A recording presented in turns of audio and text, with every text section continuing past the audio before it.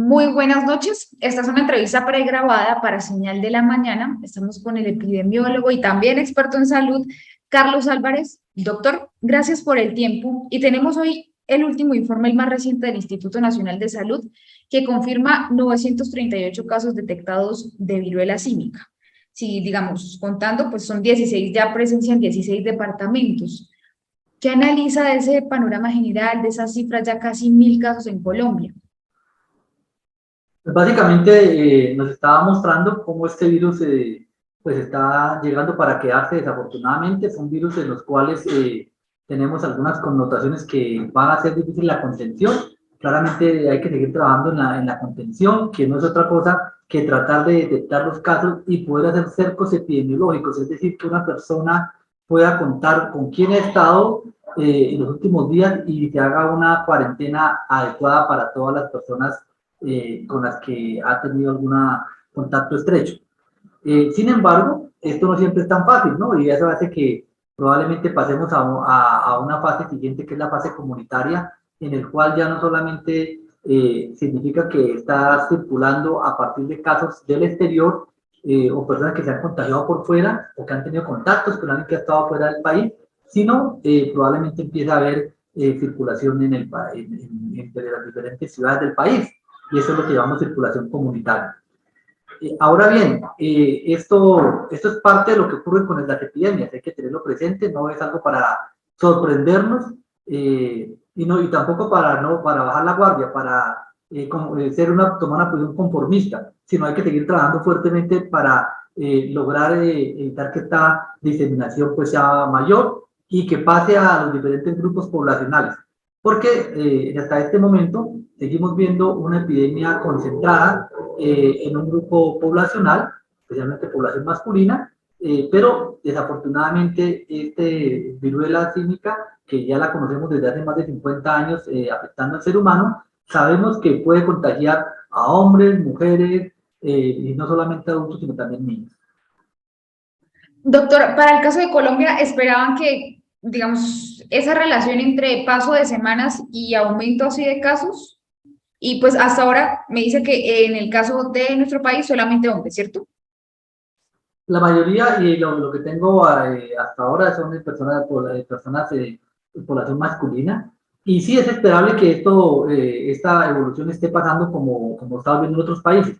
Definitivamente, pues la forma como se transmite el virus no es COVID, no es una cosa con el cual pues después de 2 o 3 meses vemos el inmenso número de casos que se presentaban con el virus del SARS-CoV-2, pero sí hace que el hecho de poderse transmitir con un contacto estrecho, y al parecer en algunas personas que puede transmitir de forma asintomática, potencialmente podría ser que sea difícil de controlar. Entonces, es una evolución que uno espera normalmente en este tipo de brotes epidémicos, y como digo, esto lo estamos viendo no solo en el país, sino también en lo que está sucediendo en otros países europeos o americanos, en el caso de Estados Unidos, o Brasil, o el mismo Perú. Listo, doctor. Entrando a la parte de síntomas, mencionó hace unos minutos el tema de asintomáticos y también, digamos, escuchamos las primeras voces de los pacientes que tuvieron o que se estaban recuperando de viruela en el país, que no había sido pues el paciente confirmaba, o bueno, decía que no había sido por contacto sexual. ¿Qué han encontrado ustedes en esa generalidad de síntomas y también en esas otras formas de transmisión?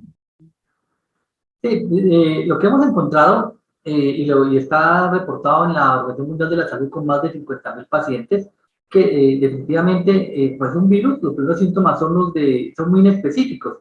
Es lo que técnicamente llamamos una virosis, ¿no? Que me da algunos síntomas como malestar general, como que me duelen los huesos, me duelen los músculos, tengo un poquito de dolor de cabeza, puedo tener fiebre, más o menos para tenerlo presente. No todos los pacientes hacen fiebre, 6 de cada 10 pacientes, 6 de cada 10 pacientes hacen fiebre, muy pocos síntomas respiratorios, pero lo que marca la diferencia es que después de 2 o 3 días de estos síntomas, la persona empieza a presentar un brote en la piel, que puede ser como una alergia, pero pasa rápidamente en algunas personas a salir de ampollitas como vesículas pequeñas, algo muy parecido a lo que vemos en la varicela.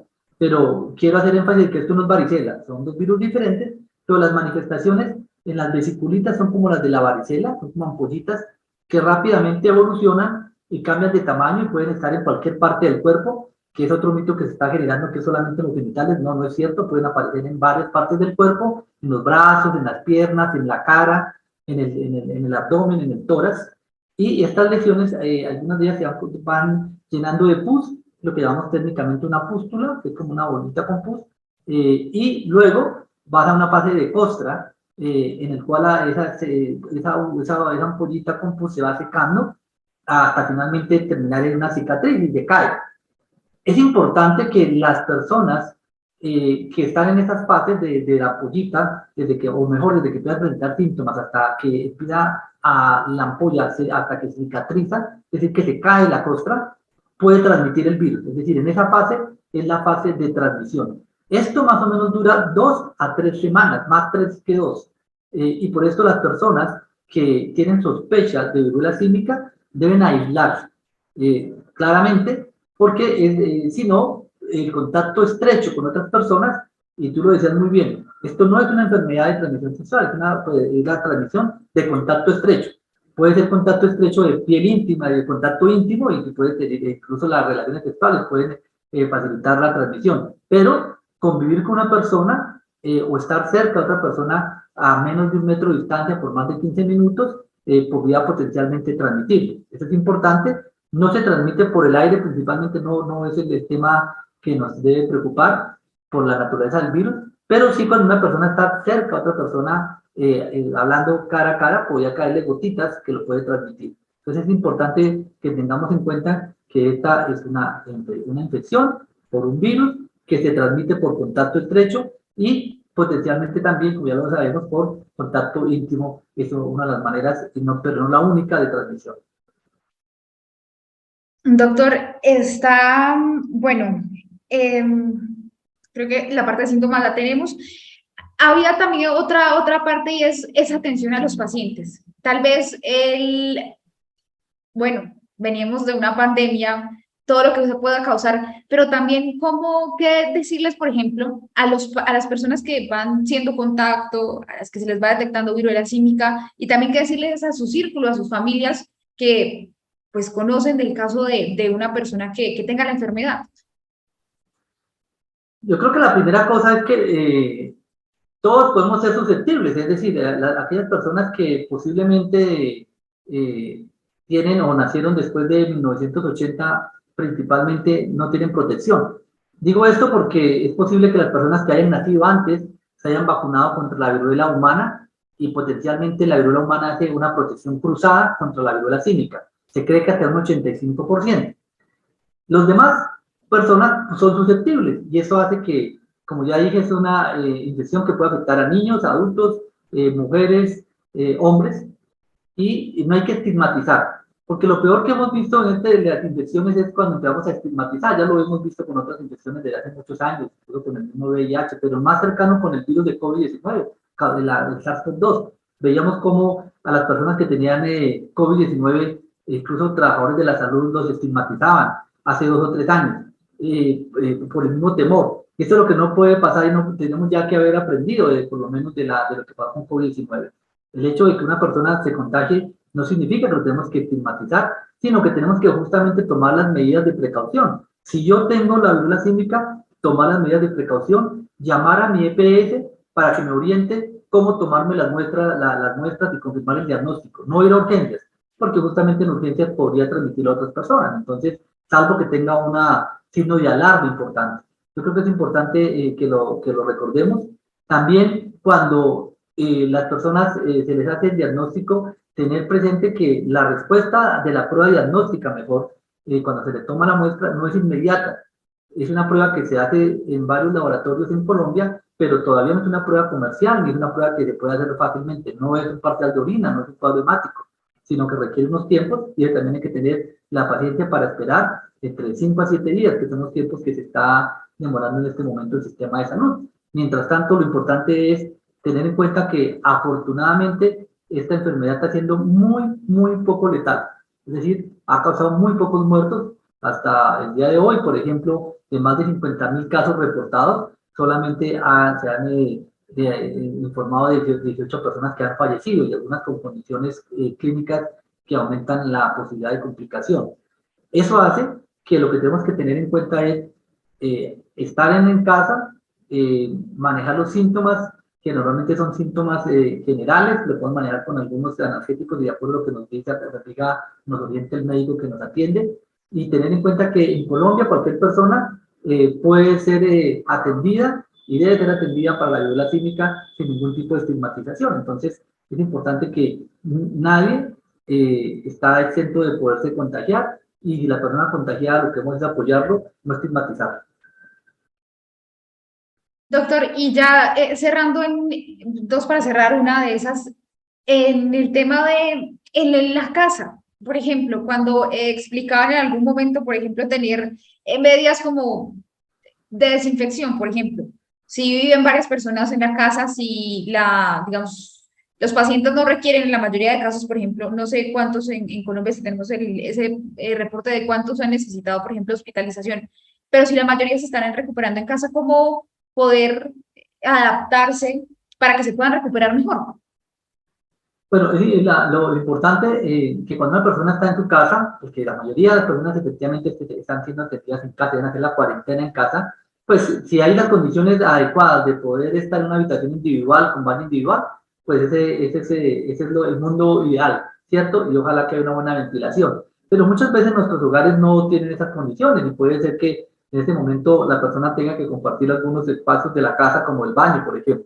Entonces, la recomendación en este caso siempre es que la persona que está contagiada pues esté con tapabocas y en el caso de ir al baño se haga una buena limpieza. Este virus soporta algunas condiciones del medio ambiente, pero obviamente si no es una limpieza adecuada con agua, jabón o un desinfectante, pues este virus muere, pero hay que hacerlo bien. Es importante tener presente que los utensilios que utilice la persona que está contagiada, pues no se compartan y adicionalmente que se laven adecuadamente con agua y jabón y en el caso del baño, pues que sea utilizado un desinfectante para disminuir el riesgo de transmisión al interior de las viviendas. Y en lo posible mantener una buena ventilación, que eso también disminuye esa potencial riesgo que pudiera suceder. Finalmente, de las medidas importantes en la casa es que las sábanas y las cobijas pudieran mantener algunas partículas virales y por lo tanto, pues obviamente no se debe compartir, se debe, una vez la persona mientras la persona esté en cuarentena, lavar adecuadamente con agua y jabón para evitar que haya una posibilidad que el virus se mantenga en esos materiales de cama o de la misma habitación de la persona. Ok, doctor, para ir cerrando, que no hemos mencionado que sea muy importante tener en cuenta para las personas que van el video completo, también mañana para comentarles a nuestros televidentes y oyentes sobre la viruela símica? Bueno, tener presente que la viruela símica no es COVID-19, son dos virus diferentes, no tenemos que entrar en pánico, pero tampoco relajarnos, tener en cuenta que este virus pues se está llegando a América y entre ellos a países a Colombia y pues desafortunadamente pues esa es la realidad que estamos viendo y lo importante es tomar las medidas de precaución en el caso de que tengamos algún familiar o seamos nosotros mismos contagiados con esta viruela, pues hacer las recomendaciones rápidamente, aislarnos para de esta manera ayudar a contener la diseminación en nuestro país. Una última, doctor, respecto a los casos, digamos, cuando se empiezan a reportar en, digamos, Europa los primeros casos, allá ya se observa como un descenso en los casos que se van detectando. ¿Se esperaría que suceda lo mismo con nuestro país? Pues ojalá pudiera ser que haya una contención y eso es una posibilidad que empecemos a ver una disminución de casos, pero nosotros estamos en una fase diferente y puede ser que todavía veamos un incremento de casos, es lo que podría suceder. Obviamente depende mucho de nosotros que haya una disminución y un cerco epidemiológico, es decir, que no haya un aumento de los casos y en ese sentido hay un compromiso de sociedad, que cuando alguien está contagiado, pues realmente podamos saber cuáles son sus posibles contactos y de esta manera ayudar a hacer ese control epidemiológico. No es otra cosa que poder hacer esa cuarentena a las personas que estuvieron en contacto estrecho. De esta manera puede uno lograr ayudar a contener la transmisión del virus. Esto es una tarea de todos, no se nos olvide. Y ese rastreo de contactos estrechos, la EPS está designada para hacer ese rastreo. Y el Instituto. Instituto Nacional de Salud con los entes territoriales. Ok. Listo, doctor. Muchísimas gracias por su tiempo. Bueno,